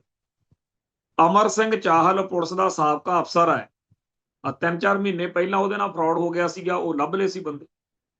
ਹੋਰ ਵੀ ਮਿੰਟੋ ਮਿੰਟੀ ਲੱਭ ਲੈਂਦੇ। ਸਾਈਬਰ ਸੈੱਲ ਦੇ ਰਾਹੀਂ ਇਹ ਵੀ ਪਤਾ ਕਰਾਇਆ ਜਾ ਸਕਦਾ ਸੀ ਇਹ ਵੀਡੀਓ ਕਿਹਨੇ ਕਿੱਥੋਂ ਅਪਲੋਡ ਕੀਤੀ ਆ, ਤੇ ਉਸ ਬੰਦੇ ਨਾਲ ਨਜਿੱਠ ਸਕਦੀ ਸੀ ਸਰਕਾਰ। ਹੁਣ ਵੀ ਇਸ ਮੌਕੇ ਵੀ ਜੇਕਰ ਚੈਲੰਜ ਹੀ ਕਰਨਾ ਤਾਂ ਉਹਨਾਂ ਰਿਪੋਰਟਾਂ ਨੂੰ ਚੈਲੰਜ ਕਰਨ, ਤੇ ਉਹਨਾਂ ਰਿਪੋਰਟਾਂ ਦੇ ਆਧਾਰ ਦੇ ਉੱਤੇ ਜੋ ਕਾਰਵਾਈ ਹੋਈ ਹੈ ਉਹ ਤਾਂ ਬਾਅਦ ਦੀ ਗੱਲ ਹੈ ਨਾ। ਜਿਹੜਾ ਅਕਾਲ ਤਖਤ ਸਾਹਿਬ ਵਾਲੀ ਧਿਰ ਦਾ ਸਾਰਾ ਜ਼ੋਰ ਆ, ਉਹ ਤਾਂ ਆਧਾਰ ਤਾਂ ਉਹ ਰਿਪੋਰਟਾਂ ਨੇ। ਤੇ ਜੇਕਰ ਇਹਨਾਂ ਨੂੰ ਯਕੀਨ ਆ ਕਿ ਭਗਵੰਤ ਮਾਨ ਨੇ ਇਹੋ ਜਿਹਾ ਕੁਝ ਨਹੀਂ ਕੀਤਾ ਤਾਂ ਉੱਥੇ ਕੋਈ ਉਹੋ ਜਿਹੀ ਕਾਰਵਾਈ ਕਰਾਉਣੀ ਚਾਹੀਦੀ ਸੀ। ਪਰ ਸੱਚਾਈ ਇਹ ਆ ਕਿ ਇਸ ਸਾਰੇ ਕਾਸੇ ਵਿੱਚ ਇਕੱਲਾ ਧਰਮ ਹੀ ਧਰਮ ਨਹੀਂ ਹੈ। ਅਕਾਲ ਤਖਤ ਸਾਹਿਬ ਦੇ ਮੋਢੇ ਨੂੰ ਵਰਤ ਕੇ ਸਿਆਸਤ ਵੀ ਕੀਤੀ ਜਾ ਰਹੀ ਹੈ, ਤੇ ਉਧਰੋਂ ਸਰਕਾਰੀ ਤੌਰ ਦੇ ਉੱਤੇ ਭਗਵੰਤ ਮਾਨ ਵੀ ਕਿਸੇ ਗੱਲ ਤੋਂ ਮੁੜਨ ਨੂੰ ਤਿਆਰ ਨਹੀਂ। ਉਹ ਅਟੈਕ ਵਾਲੀ ਬੋਲੀ ਬੋਲ ਰਿਹਾ, ਤੇ ਇਸ ਕਰਕੇ ਇੱਕ ਕੜਮਾਸ ਜੀ ਮੱਚੀ ਹੋਈ। ਖੈਰ, ਇਸ ਮਸਲੇ ਉੱਤੇ ਅਗਲੇ ਦਿਨਾਂ 'ਚ ਚਰਚਾ ਕਰਾਂਗੇ, ਪਰ ਅੱਜ ਕੁਝ ਹੋਰ ਗੱਲਾਂ ਤੇ ਚਰਚਾ ਕਰਨੀ ਜ਼ਰੂਰੀ ਹੈ। ਅੱਜ ਸਵੇਰ ਤੋਂ ਭਾਰਤ ਵਿੱਚ, ਜਿੱਥੇ ਅਸੀਂ ਪੰਜਾਬ ਦੇ ਵਿੱਚ ਬੈਠੇ ਹਾਂ, ਇਹ ਚਰਚਾ ਆਈ ਆ ਕਿ ਅਮਰੀਕਾ ਤੇ ਈਰਾਨ ਦੀ ਜੋ ਐਡੀ ਕਈ ਮਹੀਨਿਆਂ ਤੋਂ ਜੰਗੀ ਟਕਰਾਅ ਵਾਲੀ ਹਾਲਾਤ ਸੀ, ਕਾਫੀ ਨੁਕਸਾਨ ਵੀ ਹੋਇਆ, ਭਾਰਤ ਦੇ ਜਹਾਜ਼ ਖਾਮਖਾਹ ਟੁੰਗੇ ਗਏ। ਉਹ ਦੱਸਿਆ ਗਿਆ ਕਿ ਅਮਰੀਕਾ ਤੇ ਈਰਾਨ ਵਿੱਚ ਸਮਝੌਤਾ ਹੋ ਗਿਆ ਜਾਂ ਹੋ ਰਿਹਾ। ਕੁਝ ਕਿਹਾ ਜਾ ਰਿਹਾ ਕਿ ਉਹਨਾਂ ਨੇ ਬਸ ਤਰੀਕ ਮਿਥ ਲਈ ਆ, ਉਹਨਾਂ ਨੂੰ ਅਨਾਉਂਸ ਹੀ ਕਰਨਾ, ਬਾਕੀ ਦਾ ਕੰਮ ਨਿਬੜਿਆ ਪਿਆ। ਚੰਗੀ ਖਬਰ ਹੈ, ਜੇਕਰ ਸ਼ਾਂਤੀ ਰਵੇ, ਮਨੁੱਖਤਾ ਦਾ ਘਾਣ ਨਾ ਹੋਵੇ, ਤੇ ਦੋਨਾਂ ਮੁਲਕਾਂ ਦਾ ਜਾਂ ਜਿਹੜੇ ਹੋਰ ਲੜ ਰਹੇ ਮੁਲਕ ਸੀ, ਪਰ ਇਹਦੇ 'ਚ ਇਜ਼ਰਾਈਲ ਵਾਲਾ ਪੱਖ ਅਜੇ ਮੰਨਫੀ ਹੈ। ਉਡੀਕ ਕਰਨੀ ਚਾਹੀਦੀ ਆ ਕਿ ਇਹ ਸੁੱਖ ਸ਼ਾਂਤੀ ਵਾਲੀ ਪ੍ਰਕਿਰਿਆ ਸਿਖਰ ਤੇ ਜਾਵੇ, ਇਹ ਜੰਗ ਖਤਮ ਹੋ ਜਾਵੇ। ਅੱਜ ਇੱਕ ਹੋਰ ਮਸਲਾ ਬੜਾ ਭਖਿਆ ਹੋਇਆ। ਪੰਜਾਬੀ ਦਾ ਕੋਈ ਗਾਉਣ ਵਾਲਾ ਆਰਨੇਤ, ਅੱਜ ਕੱਲ੍ਹ ਇਹੋ ਜਿਹੇ ਨਾਂ ਨੇ ਗਾਉਣ ਵਾਲਿਆਂ ਦੇ, ਤੇ ਉਹਦਾ ਕੋਈ ਗਾਣਾ ਜਿਹਦੇ ਵਿੱਚ ਉਹਨੇ ਭਗਵਾਂ ਭੇਸ ਜਿਹੜਾ ਹਿੰਦੂ ਸੰਨਿਆਸੀ ਪਹਿਨਦੇ ਹੈ, ਉਹ ਪਹਿਨ ਕੇ ਆਪਦਾ ਕੋਈ ਐਕਟ ਕੀਤਾ ਹੈ। ਹੁਣ ਜਦੋਂ ਇਹ ਦੇਖਦੇ ਆ ਤਾਂ ਹਿੰਦੂ ਭਾਈਚਾਰੇ ਵੱਲੋਂ ਬੜਾ ਠੋਕਵਾਂ ਵਿਰੋਧ ਕੀਤਾ ਜਾ ਰਿਹਾ ਵੀ ਉਹਦੇ ਪੁਤਲੇ ਸਾੜਾਂਗੇ, ਪਰਚਾ ਦਰਜ ਕਰਾਵਾਂਗੇ। ਪਰ ਕਮਾਲ ਦੀ ਗੱਲ ਇਹ ਆ ਕਿ ਪਿਛਲੇ 50-60 ਸਾਲਾਂ ਦੇ ਵਿੱਚ ਇਹੋ ਜਿਹੀਆਂ 3-4 ਹਜ਼ਾਰ ਗੱਲਾਂ ਵਾਪਰ ਚੁੱਕੀਆਂ ਨੇ। ਕਈ ਫਿਲਮਾਂ, ਕਈ ਗਾਣੇ ਇਹੋ ਜਿਹੇ ਨੇ। ਆਪਾਂ ਸਾਰਿਆਂ ਨੇ ਪਿੱਛੇ ਜੇ ਇੱਕ ਫਿਲਮ ਬੜੀ ਚਰਚਿਤ ਹੋਈ ਸੀ, PK, ਆਮਿਰ ਖਾਨ ਦੀ ਫਿਲਮ ਸੀ। ਉਹਦੇ ਵਿੱਚ ਜੋ ਸ਼ਿਵਜੀ ਦਾ ਕਿਰਦਾਰ ਦਿਖਾ ਕੇ ਉਹਨੂੰ ਕਿਵੇਂ ਡਰਾਕਲ ਤੇ ਭੱਜਿਆ ਫਿਰਦਾ ਲੋਕ ਹੱਸੜਾ ਮਾਰਦੇ ਆ, ਉਹ ਸਾਰੇ ਕਾਸੇ ਨੂੰ ਦੇਖ ਕੇ ਤਾਂ ਅਸੀਂ ਕਹਿੰਦੇ ਹੁੰਦੇ ਸੀ ਵੀ ਜਿਹੜੇ ਕਹਿੰਦੇ ਆ ਵੀ ਫਿਲਮਾਂ ਵਿੱਚ ਸਿੱਖ ਇਤਿਹਾਸ ਦਿਖਾਉਣ ਦੀ ਖੁੱਲ੍ਹ ਹੋਵੇ, ਕੱਲ ਕਲਾ ਨੂੰ ਇਹ 10ਵੇਂ ਪਾਤਸ਼ਾਹ ਨੂੰ, ਗੁਰੂ ਸਾਹਿਬਾਨ ਚੋਂ ਕਿਸੇ ਹੋਰ ਨੂੰ ਏਦਾਂ ਸ਼ਿਵਜੀ ਵਾਲੀ ਕਰਨਗੇ ਉਹਦੇ ਨਾਲ। ਪਰ ਇਦੋਂ ਪਹਿਲਾਂ ਇੱਕ ਗਾਣਾ ਬੜਾ ਚੱਲਦਾ ਰਿਹਾ ਬੀਤੇ ਦੌਰ 'ਚ, ਚੱਲ ਸੰਨਿਆਸੀ ਮੰਦਰ ਮੇ। ਉਹਦੇ ਵਿੱਚ ਵੀ ਤਾਂ ਭਗਵੇਂ ਗੇਰੂਏ ਕੱਪੜੇ ਪਾ ਕੇ ਹਰਕਤਾਂ ਅਜੀਬੋ ਗਰੀਬ। ਅਸਲ ਵਿੱਚ ਤਾਂ 3-4 ਹਜ਼ਾਰ ਕਲਿੱਪਾਂ ਨਿਕਲ ਆਉਣਗੀਆਂ ਇਹੋ ਜਿਹੀਆਂ ਫਿਲਮਾਂ ਦੇ ਵਿੱਚ, ਹਿੰਦੀ ਫਿਲਮਾਂ ਵਾਲੇ ਆਪ ਕਰਦੇ ਆ, ਬੰਬੇ ਵਾਲੇ, ਜਿਹਦੇ ਵਿੱਚ ਸਾਰੇ ਦੇਵੀ ਦੇਵਤੇ ਜਾਂ ਰਿਸ਼ੀ ਮੁਨੀ ਜਾਂ ਹੋਰ ਜਿਹੜੀਆਂ ਸਤਿਕਾਰਤ ਹਿੰਦੂ ਭਾਈਚਾਰੇ ਦੀਆਂ ਹਸਤੀਆਂ ਨੇ, ਉਹਨਾਂ ਦਾ ਜਲੂਸ ਕੱਢਿਆ ਹੋਇਆ। ਤੇ ਕਈ ਇਹੋ ਜਿਹੇ ਵੀ ਇੱਥੇ ਜਿਹੜੀਆਂ ਐਡ ਕਹਿੰਦੇ ਆ, ਇਸ਼ਤਿਹਾਰ, ਉਹ ਇਹੋ ਜਿਹੇ ਤੁਰੇ ਫਿਰਦੇ ਆ ਜਿਨ੍ਹਾਂ ਵਿੱਚ ਹਿੰਦੂ ਜਿਹੜੇ ਵਿਸ਼ਵਾਸ ਨੇ ਜਾਂ ਸੰਸਕ੍ਰਿਤ ਦੇ ਸ਼ਲੋਕ ਆ ਜਾਂ ਹੋਰ ਕੋਈ ਰਿਸ਼ੀ ਮੁਨੀ, ਉਹ ਸਾਰਾ ਕੁਝ ਕਰਦੇ। ਅਸਲ ਵਿੱਚ ਤਾਂ ਜਦੋਂ ਸਾਡੀ ਕੌਮ ਨੇ, ਅਸੀਂ ਜਦੋਂ ਇਹ ਕਿਹਾ ਕਿ ਗੁਰੂ ਸਾਹਿਬਾਨ ਦੇ ਜਿਹੜੇ ਮਨੋਕਲਪਤ ਹੈਗੇ ਆ ਫੋਟੋਆਂ, ਇਹਨਾਂ ਦੇ ਆਧਾਰ ਤੇ ਤੁਸੀਂ ਬੁੱਤ ਬਣਾ ਲਏ। ਹੁਣ ਬੰਦਿਆਂ ਨੂੰ ਉਹੋ ਜਿਹੇ ਬਣਾ ਕੇ, ਪਿੱਛੇ ਜੇ ਇੱਕ ਜਿਹੜਾ ਸੀਗਾ ਜੈਪੁਰ ਦੀ ਜਾਂ ਮੱਧ ਪ੍ਰਦੇਸ਼ ਦੇ ਕਿਸੇ ਖਿੱਤੇ ਦੀ ਗੱਲ ਆ, ਇੱਕ ਬੀਬੀ ਜਿਹੜੀ ਸੀ ਬੱਚੀ, ਉਹਨੂੰ ਜਿਹੋ ਜਿਹੀ ਸੋਭਾ ਸਿੰਘ ਨੇ ਆਪਦੇ ਮਨ ਚੋਂ ਸੋਚਿਆ ਵੀ ਇਹੋ ਜਿਹੇ ਹੋਣਗੇ ਗੁਰੂ ਨਾਨਕ ਪਾਤਸ਼ਾਹ, ਉਹੋ ਜਿਹਾ ਰੂਪ ਬਣਾ ਕੇ ਕੱਪੜੇ ਲੀੜੇ ਜਾਂ ਦਾੜੀ ਜੀ ਚਿੱਟੀ ਜੀ ਲਾ ਕੇ ਉਂਗਲ ਜੀ ਖੜੀ ਕਰਕੇ ਬਿਠਾਤੀ, ਉਹਦਾ ਰੌਲਾ ਪਿਆ। ਸੋ ਹਿੰਦੂ ਜਿਹੜੇ ਨੇ, ਉਹਨਾਂ ਦੇ ਧਰਮ ਦੇ ਵਿੱਚ ਇਹ ਚੀਜ਼ ਜੇ ਅਲਾਓ ਵੀ ਸੀ ਉਹਨਾਂ ਨੂੰ, ਤਾਂ ਜੋ ਜਲੂਸ ਨਿਕਲਿਆ ਹੌਲੀ ਹੌਲੀ ਹੌਲੀ ਹੌਲੀ, ਜਦੋਂ ਉਹਨਾਂ ਨੇ ਦੇਖਿਆ ਕਿ ਸਿੱਖ ਤਾਂ ਇਸ ਚੀਜ਼ ਨੂੰ ਕਦੇ ਨਹੀਂ ਅਲਾਓ ਕਰਦੇ, ਇਹਦਾ ਵਿਰੋਧ ਕਰਦੇ ਆ, ਜਦੋਂ ਨਾਨਕ ਸ਼ਾਹ ਫਕੀਰ ਫਿਲਮ ਦਾ ਵਿਰੋਧ ਕੀਤਾ ਜਾਂ ਹੋਰ, ਹੁਣ ਹਿੰਦੂ ਵੀ ਪਿੱਟਣ ਲੱਗ ਪਏ। ਆਰਨੇਤ ਦੇ ਉਸ ਗਾਣੇ ਦਾ ਵਿਰੋਧ ਕਰਦਿਆਂ ਜੋ ਉਹ ਭਾਵਨਾ ਪ੍ਰਗਟਾ ਰਹੇ ਨੇ, ਉਹ ਉਹੀ ਆ ਪੀੜ ਜਿਹੜੀ ਸਾਡੀ ਕੌਮ ਨੂੰ ਆ, ਕਿ ਸਾਡੇ ਰਹਿਬਰਾਂ ਦਾ, ਸਾਡੇ ਧਰਮ ਦੇ ਜਿਹੜੇ ਸਾਡੇ ਇਸ਼ਟ ਗੁਰੂ ਸਾਹਿਬ ਦਾ, ਕਿਸੇ ਹੋਰ ਦਾ ਤੁਸੀਂ ਇਸ ਤਰ੍ਹਾਂ ਤਿਰਸਕਾਰ ਨਹੀਂ ਕਰ ਸਕਦੇ।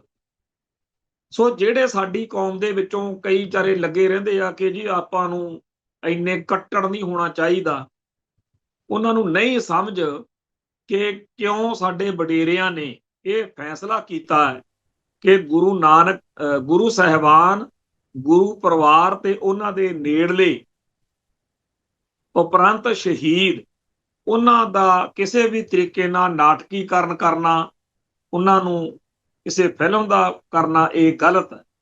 ਸੋ ਅੱਜ ਆਰਨੇਤ ਵਾਲੀ ਗੱਲ ਦੇ ਬਹਾਨੇ ਹੀ ਆਪਾਂ ਸਮਝ ਲਓ ਕਿ ਗੱਲ ਜਿਹੜੀ ਆ ਕਿੱਧਰ ਨੂੰ ਜਾ ਰਹੀ ਆ। ਆਉਣ ਵਾਲਾ ਯੁੱਗ AI ਦਾ, ਤੇ AI ਦਾ ਜੋ ਚੰਗਾ ਪੱਖ ਆ ਉਹ ਤਾਂ ਸਭ ਦੇ ਸਾਹਮਣੇ ਹੈ, ਪਰ ਮਾੜੇ ਪੱਖ ਦੀ ਗੱਲ ਮੈਂ ਦੱਸਣ ਲੱਗਿਆ। ਹੁਣ ਇੱਥੇ ਸਾਡੇ ਕਈ ਭਰਾ ਨੇ ਜਿਹੜੇ ਸਹਿਮਤ ਹੁੰਦੇ ਜਾ ਰਹੇ ਨੇ। ਪਿਛਲੇ 10 ਕੁ ਦਿਨ ਘੱਲੂਘਾਰੇ ਦੀ ਯਾਦ ਵਿੱਚ ਸੰਗਤਾਂ ਨੇ ਸੋਸ਼ਲ ਮੀਡੀਆ ਉੱਤੇ ਆਪੋ ਆਪਣਾ ਪੱਖ ਰੱਖਿਆ।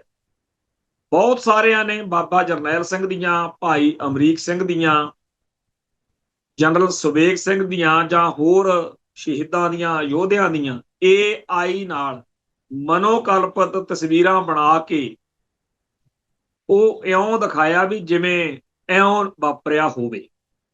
ਹੁਣ ਕਈਆਂ ਨੂੰ ਸਾਡੇ ਇਸ ਗੱਲ ਦੀ ਸਮਝ ਜੇ ਨਹੀਂ ਲੱਗੀ, ਇੱਕ ਘਟਨਾ ਦਾ ਜ਼ਿਕਰ ਅਕਸਰ ਚੱਲਦਾ ਕਿ ਪੰਡਤ ਬੋਹਰ ਸਿੰਘ ਜੀ, ਜਿਹੜੇ ਕਿ ਬਹੁਤ ਚੜ੍ਹਦੀ ਕਲਾ ਵਾਲੇ ਗੁਰਸਿੱਖ ਪਿਆਰੇ ਹੋਏ ਨੇ, ਜਿਨ੍ਹਾਂ ਦੀ ਸਿੰਘਣੀ ਅਤੇ 2 ਬੱਚੀਆਂ ਨੇ ਘੱਲੂਘਾਰੇ ਮੌਕੇ ਸ਼ਹਾਦਤ ਪ੍ਰਾਪਤ ਕੀਤੀ ਹੈ, ਉਹਨਾਂ ਦੀਆਂ ਬੱਚੀਆਂ ਬਾਰੇ ਪਹਿਲੇ ਦਿਨ ਤੋਂ ਸੁਣਦੇ ਆ ਰਹੇ ਹਾਂ ਕਿ ਉਹਨਾਂ ਬੱਚੀਆਂ ਨੂੰ ਬੰਬ ਗ੍ਰਨੇਡ ਬੰਨ ਕੇ ਜਿਹੜੇ ਅੰਦਰ ਟੈਂਕ ਆਏ ਸੀ ਉਹਨਾਂ ਉੱਤੇ ਉਹਨਾਂ ਨੇ ਛਾਲ ਮਾਰੀ ਜਾਂ ਉਹਨਾਂ ਨੇ ਕਿਵੇਂ ਕੀਤਾ। ਇਹ ਗੱਲ ਤਾਂ ਸੁਣਦੇ ਆਏ ਆ, ਪਰ ਇਸ ਵਾਰ AI ਨਾਲ ਬਹੁਤ ਸਾਰੀਆਂ ਉਹਨਾਂ ਦੀਆਂ ਤਸਵੀਰਾਂ ਬਣਾ ਕੇ ਇਉਂ ਲਾਤਾ ਜਿਵੇਂ ਕਿਸੇ ਨੇ ਖੜ ਕੇ ਉਦੋਂ ਫੋਟੋਆਂ ਖਿੱਚੀਆਂ ਹੋਣ। ਤੇ ਇੱਕ ਗੱਲ ਹੋਰ ਕਿ ਆਪਦੇ ਕੋਲੋਂ ਹੀ ਇੱਕ AI ਨਾਲ ਤਸਵੀਰ ਬਣਾ ਦਿੱਤੀ ਕਿ ਆਹ 2 ਸਿੱਖ ਲੜਕੀਆਂ ਨੇ, ਬੱਚੀਆਂ ਨੇ, ਪਾਣੀ ਵਾਲੀ ਟੈਂਕੀ ਤੇ ਬਹੁਤ ਸੇਵਾ ਕੀਤੀ। ਸਾਡੇ ਕਈ ਭਰਾਵਾਂ ਨੂੰ ਲੱਗਦਾ ਕਿ ਕੌਮ ਦੀ ਚੜ੍ਹਦੀ ਕਲਾ ਵਾਲੀਆਂ ਇਹੋ ਜਿਹੀਆਂ ਨਕਲੀ ਜਾਂ ਗਲਤ ਜੀਆਂ ਆਪਦੇ ਮਨੋਕਲਪਤ ਜੇ ਗੱਪਾਂ ਕੋਈ ਜੋੜ ਕੇ ਸੁਣਾ ਰਿਹਾ ਤਾਂ ਕੀ ਮਾੜਾ, ਪਰ ਇਹ ਇਤਿਹਾਸ ਨੂੰ ਤਰੋੜਨ ਮਰੋੜਨ ਵਾਲੀ ਗੱਲ ਤਾਂ ਹੈਗੀ ਹੋਈ ਆ, ਝੂਠ ਸਿਰਜਣਾ। ਪਰ AI ਨਾਲ ਉਹਨਾਂ ਦੀਆਂ ਫੋਟੋਆਂ ਬਣਾ ਕੇ ਤਾਂ ਆਪਾਂ ਉਹੀ ਸਿਰੇ ਹੀ ਲਾਈ ਜਾਂਦੇ ਆ ਗੱਲ। ਸੋ AI ਜਾਂ ਮਨੋਕਲਪਤ ਤਸਵੀਰਾਂ ਜਾਂ ਫਿਲਮਾਂ ਜਾਂ ਗਾਣਿਆਂ ਵਿੱਚ ਜਾਂ ਅੱਗੇ ਦੀ ਅੱਗੇ ਜਿਹੜਾ ਵੱਧ ਰਿਹਾ ਕੰਮ, ਇਹਦੇ ਉੱਤੇ ਸਾਡੀ ਕੌਮ ਨੂੰ ਗੰਭੀਰ ਹੋਣ ਦੀ ਲੋੜ ਆ। ਬਹੁਤ ਸਾਰੀਆਂ AI ਨਾਲ ਬਣੀਆਂ ਹੋਈਆਂ ਤਸਵੀਰਾਂ ਤਾਂ ਇੰਨੀਆਂ ਖਤਰਨਾਕ ਨੇ, ਇੰਨੀਆਂ ਗਲਤ ਨੇ, ਬਈ ਗੱਲ ਕੋਈ ਕਹਿਣ ਸੁਣਨ ਵਾਲੀ ਨਹੀਂ। 10ਵੇਂ ਪਾਤਸ਼ਾਹ ਦੀ ਜਿਹੜੀ ਮਨੋਕਲਪਤ ਤਸਵੀਰ ਆ, ਜਿਹੜੀ ਕਿ ਮੈਂ ਅੱਗੇ ਵੀ ਕਈ ਵਾਰ ਦੱਸਿਆ ਹੈ, ਉਹ ਗੁਰਦਾਸਪੁਰ ਵਾਲੇ ਭਾਈ ਭਾਗ ਸਿੰਘ ਦੀ ਤਸਵੀਰ ਖਿੱਚੀ ਸੀ ਇੱਥੇ ਜਿਹੜਾ ਬਾਜਵਾ ਬਟਾਲੇ ਵਾਲਾ ਪੱਤਰਕਾਰ, ਤੇ ਉਹ ਤਸਵੀਰ ਨੂੰ ਆਧਾਰ ਬਣਾ ਕੇ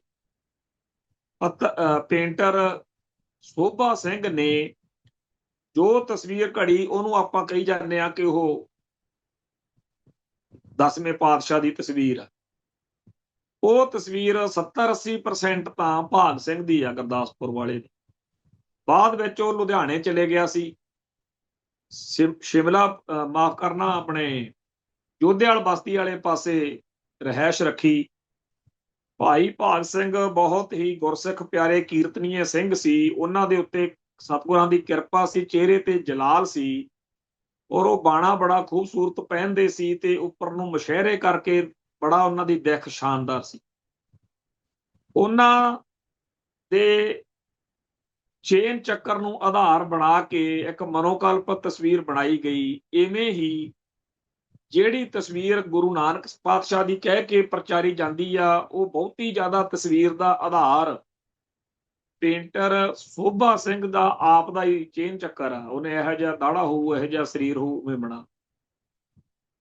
ਹੁਣ ਇਹਨਾਂ ਨੂੰ ਆਧਾਰ ਬਣਾ ਕੇ AI ਨਾਲ ਜਿਹੜੇ ਪੰਗੇ ਪਾਏ ਜਾ ਰਹੇ ਆ, ਗੱਲ ਆਪਾਂ ਉਹ ਕਰ ਰਹੇ ਆ ਅੱਜ। ਸੋਭਾ ਸਿੰਘ ਵਾਲੀ ਗੱਲ ਤਾਂ ਮੈਂ ਕਈ ਵਾਰ ਅੱਗੇ ਇਸ ਪ੍ਰੋਗਰਾਮ 'ਚ ਕਰ ਚੁੱਕੇ ਆ। ਤਰਨਤਾਰਨ ਤੋਂ ਇੱਕ ਸਿੰਘ ਹੈ, ਉਹਨੇ ਮੇਰੇ ਤੋਂ ਪੂਰੀ ਜਾਣਕਾਰੀ ਲੈ ਕੇ ਭਾਗ ਸਿੰਘ ਦੀ ਪੂਰੀ ਹਿਸਟਰੀ ਲੱਭੀ, ਉਹਦੇ ਮੁੰਡਿਆਂ ਨੂੰ ਜਾ ਕੇ ਮਿਲਿਆ। ਉਹ ਵਿਚਾਰੇ ਬਹੁਤ ਦੁਖੀ ਨੇ ਕਿ ਸਾਡੇ ਪਿਓ ਦੀ ਫੋਟੋ ਆ ਜਿਹੜੀ, ਉਹਨੂੰ 10ਵੇਂ ਪਾਤਸ਼ਾਹ ਦੀ ਫੋਟੋ ਕਹਿ ਕੇ ਮੰਨਿਆ ਜਾ ਰਿਹਾ। ਖੈਰ, ਕੌਮ ਜਿਹੜੀ ਆ ਜ਼ਿਆਦਾ ਹੀ ਸਿਆਣੀ ਆ, ਜੇ ਉਹਨੂੰ ਸਹੀ ਗੱਲ ਦਸੀਏ ਤੇ ਫਿਰ ਉਹ ਕਹਿੰਦੇ ਆ ਵੀ ਸ਼ਬਦ ਗੁਰੂ ਨਾਲ ਜੁੜੋ, ਗੁਰਬਾਣੀ ਦੀਆਂ ਤੁਕਾਂ ਲਾਓ ਆਪਦੇ ਘਰਾਂ 'ਚ, ਜਾਂ ਉਹਨਾਂ ਯੋਧਿਆਂ ਸ਼ਹੀਦਾਂ ਦੀਆਂ ਜਿਨ੍ਹਾਂ ਦੇ ਬਾਰੇ ਪਤਾ, ਬਾਬਾ ਜਰਨੈਲ ਸਿੰਘ ਦੀ, ਭਾਈ ਸੁਖਦੇਵ ਸਿੰਘ ਬੱਬਰ ਦੀ, ਜਾਂ ਅੱਜ ਦੇ ਸਮੇਂ ਦੇ ਕਿਸੇ ਆਗੂ ਦੀ ਤਸਵੀਰ ਲਾਉਣੀ ਜਿਹਦਾ ਪੱਕਾ ਪਤਾ, ਪਰ ਐਵੇਂ ਹੀ ਆਪਦੇ ਕੋਲੋਂ ਹੀ ਕਹੀ ਜਾਣਾ। ਹੁਣ ਨਵਾਂ ਹੀ ਸੱਪ ਨਿਕਲਿਆ ਆ। ਮੈਂ AI ਨਾਲ ਬਣਾਈ ਇੱਕ ਦੇਖ ਰਿਹਾ ਸੀ, ਜਿਹਦੇ ਵਿੱਚ 10ਵੇਂ ਪਾਤਸ਼ਾਹ ਦੇ ਬੁੱਕਲ ਵਿੱਚ ਬੈਠੇ ਢੱਡਰੀਆਂ ਵਾਲੇ ਸੰਤ, ਜਿਹੜਾ ਰਣਜੀਤ ਸਿੰਘ ਆ, ਪਹਿਲੋਂ ਭਾਈ ਕਹਾਉਂਦਾ ਸੀ, ਫਿਰ ਸੰਤ ਕਹਾਉਂਦਾ, ਫਿਰ ਸੰਤ ਕਹਾਉਂਦਾ, ਭਾਈ ਕਹਾਉਂਦਾ, ਕਦੇ ਉਹ ਕਿਹੜੀ ਸਿੱਖੀ ਪ੍ਰਚਾਰਦਾ, ਕਦੇ ਕਿਹੜੀ। ਉਹਦੀ ਇੱਕ ਬਣਾਈ ਹੋਈ ਆ ਵੀ ਇਹ ਤਾਂ ਜੀ ਬੜਾ ਏਦਾਂ। ਹੁਣ ਇਹ ਜਿਹੜਾ ਚੱਲ ਪਿਆ ਵਾ AI ਨਾਲ ਬਣਾਉਣ ਦਾ, ਵੀ ਆਪਦੇ ਜਿਹਨੂੰ ਤੁਸੀਂ ਪਸੰਦ ਕਰਦੇ ਹੋ ਉਹਨੂੰ ਵੀ ਕਿਸੇ ਵੀ ਗੁਰੂ ਪਾਤਸ਼ਾਹ ਦੀ ਗੋਦੀ 'ਚ ਬਿਠਾ ਦਿਓ, ਕਿਸੇ ਨੂੰ ਚੱਕ ਲਓ। ਇਹਦੇ ਉੱਤੇ ਕੀ ਰੋਕ ਟੋਕ ਕਿਵੇਂ ਕਰਾਂਗੇ?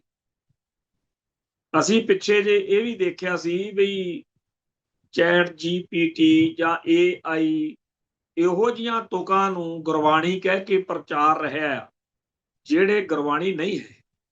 ਗੁਰਬਾਣੀ ਵਰਗੀ ਤੁਕਬੰਦੀ ਨੂੰ ਗੁਰਬਾਣੀ ਕਿਹਾ ਜਾ ਰਿਹਾ, ਤੇ ਉੱਪਰੋਂ ਆ ਫੋਟੋਆਂ ਵਾਲਾ ਕੰਮ ਚੱਲ ਪਿਆ। ਸੋ ਤਕਨੀਕ ਦਾ ਜਿਹੜਾ ਸਹੀ ਇਸਤੇਮਾਲ ਕਰਨ ਦੀ ਥਾਂ ਬਹੁਤ ਸਾਰੇ ਸ਼ਰਾਰਤੀ ਅਨਸਰ ਜਾਂ ਐਂਟੀ ਸਿੱਖ ਲੋਕ ਆ, ਜਿਹੜੇ ਸਿੱਖੀ ਅਤੇ ਸਿੱਖਾਂ ਦਾ ਜਲੂਸ ਕੱਢ ਕੇ ਖੁਸ਼ ਹੁੰਦੇ ਆ, ਉਹ ਇਹਨਾਂ ਚੀਜ਼ਾਂ ਨੂੰ ਵਰਤਦੇ ਆ। ਸਾਡੀ ਕੌਮ ਨੂੰ ਸੁਚੇਤ ਹੋਣ ਦੀ ਲੋੜ। ਅਗਲਾ ਜਿਹੜਾ ਨੁਕਤਾ ਇਹ ਹੈ ਕਿ ਪਿਛਲੇ ਦਿਨੀ ਸੁਪਰੀਮ ਕੋਰਟ ਦੇ ਜੱਜ ਨੇ ਕਾਕਰੋਚ ਅੱਖਰ ਵਰਤ ਕੇ ਭਾਰਤ ਦੇ ਉਹਨਾਂ ਨੌਜਵਾਨਾਂ ਨੂੰ ਚੜਾ ਦਿੱਤਾ ਹੈ, ਜਿਹੜੇ ਇਸ ਮੁਲਕ ਦੇ ਵਿੱਚ ਸੰਘਰਸ਼ ਕਰ ਰਹੇ ਆ ਇੱਕ ਚੰਗਾ ਜੀਵਨ ਜਿਉਣ ਲਈ, ਜਿਹੜੇ ਚਾਹੁੰਦੇ ਆ ਕਿ ਇਸ ਮੁਲਕ ਦੇ ਵਿੱਚ ਸਾਨੂੰ ਰੋਜੀ ਰੋਟੀ ਕਮਾਉਣ ਲਈ ਸਾਧਨ ਹੋਵੇ, ਨੌਕਰੀਆਂ ਹੋਣ, ਤੇ ਜਿਹੜੇ ਚਾਹੁੰਦੇ ਆ ਕਿ ਇਸ ਮੁਲਕ ਦੇ ਵਿੱਚ ਭ੍ਰਿਸ਼ਟਾਚਾਰ ਨਾ ਹੋਵੇ। ਉਹਨਾਂ ਲੋਕਾਂ ਨੂੰ ਕਾਕਰੋਚ ਕਹਿ ਕੇ ਜੋ ਮਾਹੌਲ ਬਣਿਆ, ਬਾਅਦ ਵਿੱਚ ਭਾਵੇਂ ਉਸ ਚੀਫ ਜਸਟਿਸ ਆਫ ਇੰਡੀਆ ਨੇ ਆਪਦੀ ਗੱਲ ਤੋਂ ਪਲਟਿਆ ਜਾਂ ਸਪਸ਼ਟੀਕਰਨ ਵੀ ਦੇਣਾ ਚਾਹਿਆ, ਪਰ ਗੱਲ ਜਿਹੜੀ ਆ ਉਹ ਵਿਗੜਦੀ ਹੋਈ ਜਾ ਰਹੀ ਹੈ। ਬਾਅਦ ਵਿੱਚ ਅਵਿਜੀਤ ਦੀਪਕੇ ਅਮਰੀਕਾ 'ਚ ਰਹਿਣ ਵਾਲੇ ਨੌਜਵਾਨ ਨੇ ਬਿਲਕੁਲ ਉਹੀ ਸਟਾਈਲ ਜਿਹੜਾ ਆਮ ਆਦਮੀ ਪਾਰਟੀ ਦਾ ਸੀ ਕਿ ਭਾਵੁਕ ਕਰਕੇ ਲੋਕਾਂ ਨੂੰ ਮਗਰ ਲਾ ਲਓ ਤੇ ਫਿਰ ਉਹਦਾ ਸਿਆਸੀ ਤੌਰ ਦੇ ਉੱਤੇ ਲਾਹਾ ਲੈ ਲਓ, ਉਹੀ ਸਿਸਟਮ ਚੱਲਿਆ। ਪਿਛਲੇ ਦਿਨੀ ਉਹ ਦਿੱਲੀ ਆਇਆ, ਉੱਥੇ ਪੂਰਾ ਗਹਿ ਗੱਡਮਾ ਇਕੱਠ ਹੋਇਆ ਤੇ ਲੋਕ ਬੜੀ ਵੱਡੀ ਗਿਣਤੀ ਵਿੱਚ ਇਹ ਕਹਿ ਰਹੇ ਨੇ ਕਿ ਹਾਂਜੀ ਮੈਂ ਵੀ ਕਾਕਰੋਚ ਹਾਂ, ਅਸੀਂ ਕਾਕਰੋਚ ਹਾਂ। ਇੱਕ ਪਾਰਟੀ ਵੀ ਬਣ ਗਈ, ਕਾਕਰੋਚ ਜਨਤਾ ਪਾਰਟੀ।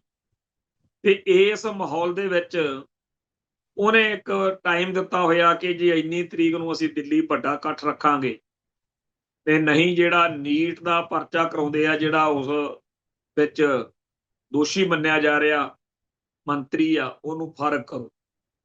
ਸਰਕਾਰ ਉਸ ਪਾਸੇ ਨਹੀਂ ਜਾ ਰਹੀ। ਪਰ ਕਮਾਲ ਦੀ ਗੱਲ ਇਹ ਹੈ ਕਿ ਉਸ ਕਾਕਰੋਚ ਪਾਰਟੀ ਵਾਲੇ ਸਾਰੇ ਲਾਣੇ ਨੇ ਇਹ ਐਲਾਨ ਕੀਤਾ ਕਿ ਅਸੀਂ ਅੰਮ੍ਰਿਤਸਰ ਜਾਵਾਂ।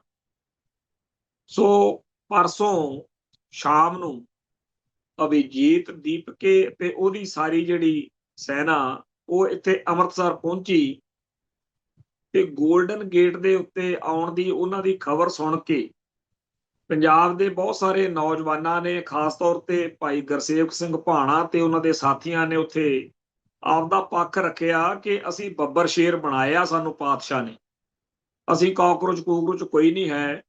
ਠੀਕ ਆ, ਤੁਹਾਡੇ ਦੁੱਖ ਤਕਲੀਫ ਤੁਹਾਡੇ ਮੁੱਦੇ ਠੀਕ ਹੋਣਗੇ, ਪਰ ਇਹ ਕੋਈ ਵਧੀਆ ਗੱਲ ਨਹੀਂ ਹੈ।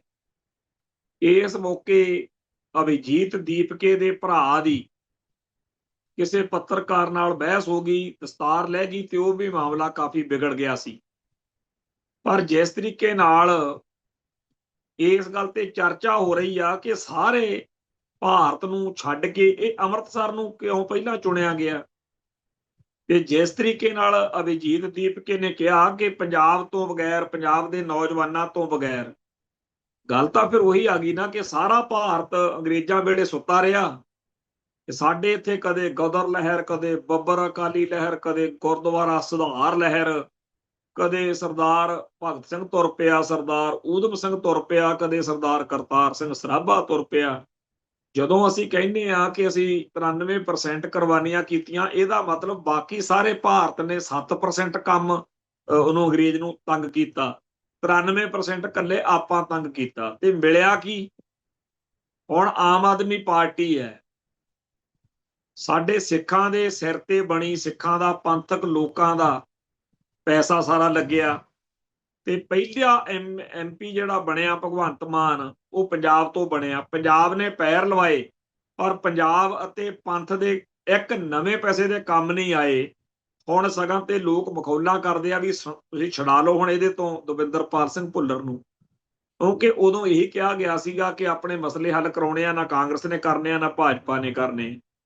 ਹੁਣ ਤਾਂ ਸਭ ਨੂੰ ਸਪਸ਼ਟ ਹੁੰਦਾ ਜਾ ਰਿਹਾ ਵੀ ਇਹ BJP ਦੀ ਹੋਈ B ਟੀਮ।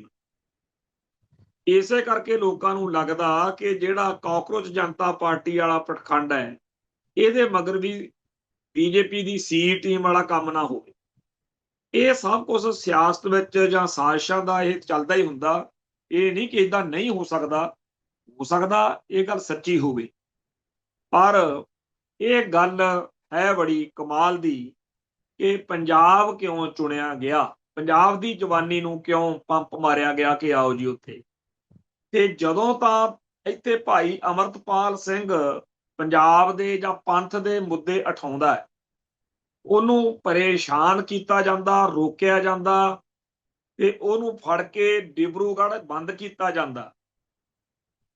ਪਰ ਜਦੋਂ ਆਉਂਦਾ ਅਭਿਜੀਤ ਦੀਪਕੇ ਤਾਂ ਇੱਥੇ ਉਹਨੂੰ ਫੁੱਲ ਫੈਸਿਲਿਟੀ ਦਿੱਤੀ ਜਾਂਦੀ ਆ ਵੀ ਲੈ ਵੀ ਤੂੰ ਮਾਰ ਲਾ ਪੰਪ ਮੁੰਡਿਆਂ ਨੂੰ।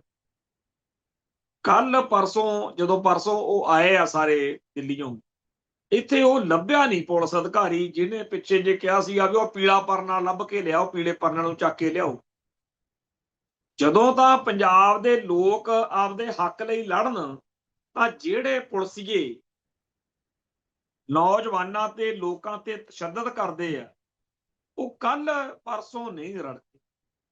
ਸਾਰਾ ਕੁਝ ਉਲਟ ਪੁਲਟ ਜਿਹਾ ਹੋਇਆ ਪਿਆ। ਸੋ ਪੰਜਾਬ ਦੇ ਲੋਕਾਂ ਨੂੰ ਜਜ਼ਬਾਤੀ ਹੋ ਕੇ ਜਾਂ ਭੇਡ ਚਾਲ ਦਾ ਸ਼ਿਕਾਰ ਹੋ ਕੇ ਇਸ ਤਰੀਕੇ ਦੇ ਚੱਕਰ ਵੀ ਉਹ ਤੋਂ ਸੁਚੇਤ ਹੋਣਾ ਪਊਗਾ। ਖੈਰ, ਇੱਕ ਖਬਰ ਇਹ ਆਈ ਆ ਕਿ ਬੀਤੇ ਦਿਨੀ ਬਿਕਰਮਜੀਤ ਸਿੰਘ ਮਜੀਠੀਆ, ਜੋ ਬਾਦਲ ਧੜੇ ਦੇ ਉੱਘੇ ਆਗੂ ਨੇ, ਉਹ ਥਾਣੇ ਜਾ ਵੜੇ ਸੀ ਕਿ ਸਾਡਾ ਬੰਦਾ ਫੜ ਲਿਆ। ਉਹ ਜਿਹੜਾ ਬੰਦਾ ਫੜਿਆ ਸੀ ਉਹਨੂੰ ਛਡਾਉਂਦੇ ਆਪ ਪਰਚਾ ਦਰਜ ਕਰਾ ਕੇ ਬਹਿ ਗਏ, ਤੇ ਹੁਣ ਕਈ ਦਿਨਾਂ ਦੇ ਅੰਡਰਗਰਾਉਂਡ ਹੈ। ਇੱਕ ਮਾਮਲੇ ਵਿੱਚ ਫਸਾ ਕੇ ਭਗਵੰਤ ਮਾਨ ਜਾਂ ਆਮ ਆਦਮੀ ਪਾਰਟੀ ਦੀ ਸਰਕਾਰ ਪਿਛਲੇ ਦਿਨਾਂ 'ਚ ਕਾਫੀ ਖੁਸ਼ ਲੱਗਦੀ ਸੀ, ਪਰ ਜਿਹੜੇ ਮਾਮਲੇ 'ਚ ਬਿਕਰਮਜੀਤ ਸਿੰਘ ਮਜੀਠੀਆ ਥਾਣੇ ਗਿਆ ਸੀ, ਜੋਬਨਜੀਤ ਸਿੰਘ ਨਾਂ ਦੇ ਆਪਦੇ ਵਰਕਰ ਦੇ ਹੱਕ 'ਚ। ਪਹਿਲਾਂ ਅਦਾਲਤ ਨੇ ਉਹਨੂੰ ਰਾਹਤ ਦੇਤੀ ਤੇ ਅੱਜ ਬਿਕਰਮਜੀਤ ਸਿੰਘ ਮਜੀਠੀਆ ਨੂੰ ਅਦਾਲਤ ਨੇ, ਅੰਮ੍ਰਿਤਸਰ ਦੀ ਅਦਾਲਤ ਨੇ ਰਾਹਤ ਦੇ ਦਿੱਤੀ ਆ। ਜਾਣੀ ਕਿ ਇਸ ਮਾਮਲੇ ਵਿੱਚ ਵੀ ਭਗਵੰਤ ਮਾਨ ਦੀ ਸਰਕਾਰ ਆ ਜਿਹੜੀ, ਉਹ ਇੱਕ ਤਰੀਕੇ ਨਾਲ ਬੈਕਫੁੱਟ ਤੇ ਚਲੀ ਗਈ।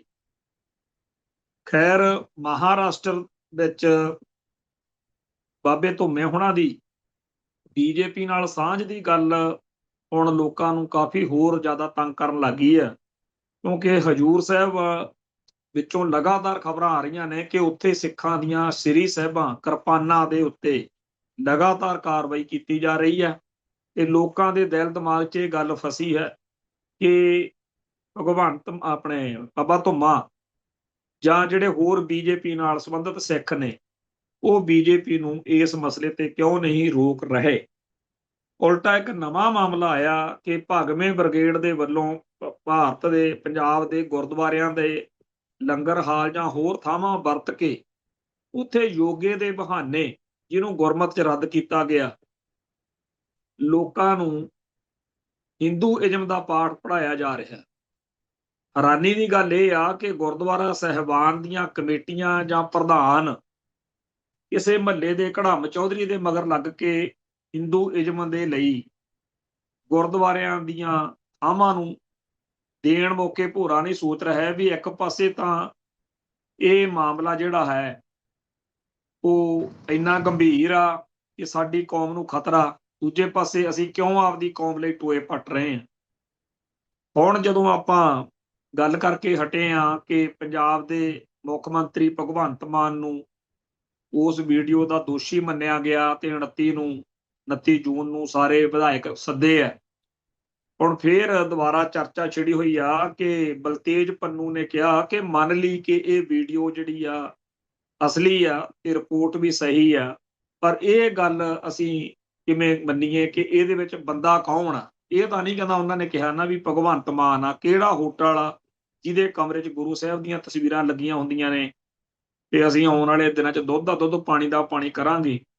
ਆਖਰੀ ਜਿਹੜੀ ਗੱਲ ਆ ਉਹ ਇਹ ਹੈ ਕਿ ਅਕਾਲੀ ਦਲ ਵਾਰਸ ਪੰਜਾਬ ਦੇ ਨੇ ਐਲਾਨ ਕੀਤਾ, ਸੀਐਮ ਤੇ ਡਿਪਟੀ ਸੀਐਮ ਦਾ ਐਲਾਨ।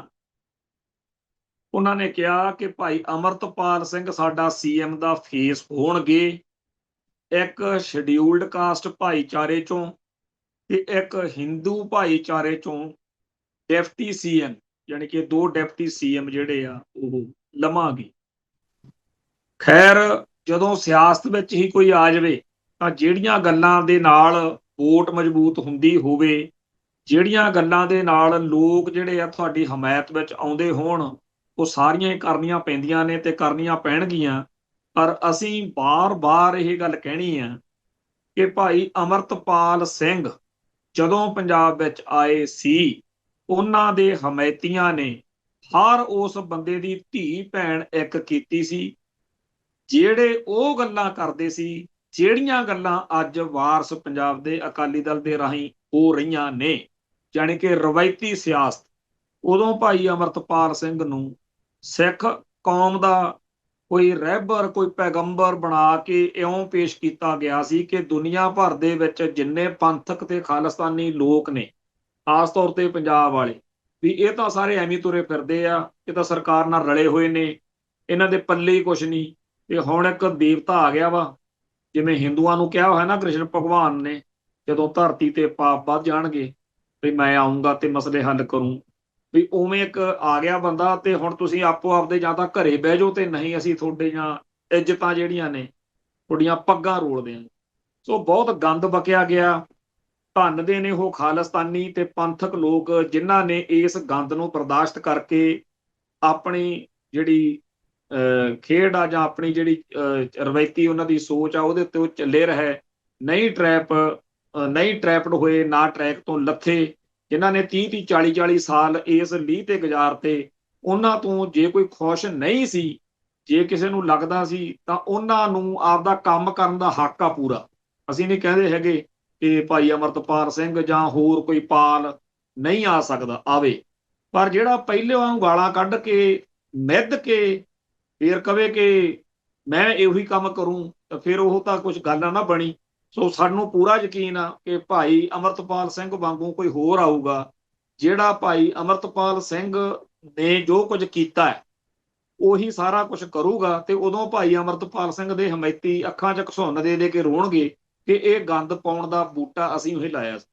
ਸੋ ਹਰੇਕ ਦੀਆਂ ਦਾੜੀ ਨੂੰ ਹੱਥ ਪਾਉਣਾ, ਹਰੇਕ ਦੀ ਬੇਇੱਜ਼ਤੀ ਕਰਨਾ, ਗੰਦ ਬਕਣਾ, ਇਸ ਗੱਲ ਦਾ ਖਮਿਆਜਾ ਆਉਣ ਵਾਲੇ ਦਿਨਾਂ ਦੇ ਵਿੱਚ, ਕਿਉਂਕਿ ਕਿਸੇ ਟਾਈਮ ਪੰਥ ਦੀਆਂ ਇੱਥੇ ਕਈ ਧਿਰਾਂ ਨੇ ਉਹਦਾ ਸਾਥ ਦਿੱਤਾ ਸੀ।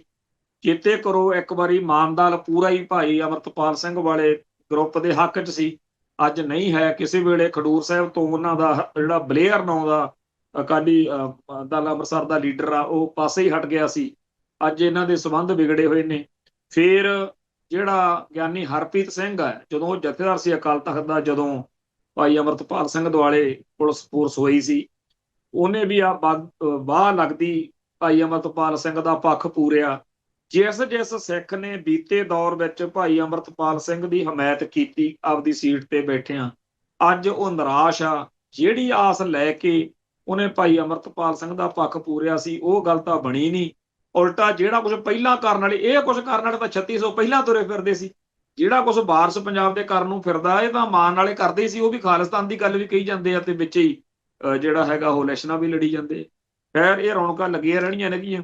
ਜਿਨ੍ਹਾਂ ਨੂੰ ਲੱਗਦਾ ਕਿ ਭਾਈ ਅਮਰਤਪਾਲ ਸਿੰਘ ਦੇ ਰਾਹੀਂ ਕੌਮ ਦਾ ਪਾਰ ਉਤਾਰਾ ਹੋ ਸਕਦਾ, ਉਹਨਾਂ ਨੂੰ ਹੱਥ ਬੰਨ੍ਹ ਕੇ ਬੇਨਤੀ ਆ ਤੇ ਪਹਿਲਾਂ ਮਾਹੌਲ ਹੋਰ ਸੀ, ਹੁਣ ਇਲੈਕਸ਼ਨਾਂ ਨੇ, ਕਿਰਪਾ ਕਰਕੇ ਉਹਦੀ ਵੋਟ ਨਾ ਖਰਾਬ ਕਰਿਓ, ਕਿਉਂਕਿ ਹੁਣ ਵੋਟਾਂ ਵਾਲੇ ਰਾਹ 'ਚ ਆ ਗਿਆ। ਇੱਥੇ ਇਹ ਨਾ ਹੋਵੇ ਕਿ ਲੋਕ ਕਹਿਣ ਜਿਹਨੂੰ ਪੂਰੀ ਕੌਮ ਇੱਕ ਵਾਰੀ ਨਾਇਕ ਮੰਨਦੀ ਸੀ, ਅੱਜ ਉਹਦੇ ਬੰਦੇ ਨਹੀਂ ਜਿੱਤੇ।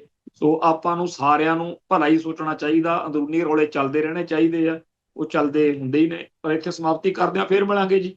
ਨਾਨਕ ਨਾਮ ਚੜ੍ਹਦੀ ਕਲਾ, ਤੇਰੇ ਭਾਣੇ ਸਰਬੱਤ ਦਾ ਭਲਾ। ਵਾਹਿਗੁਰੂ ਜੀ ਕਾ ਖਾਲਸਾ, ਵਾਹਿਗੁਰੂ ਜੀ ਕੀ ਫਤਿਹ।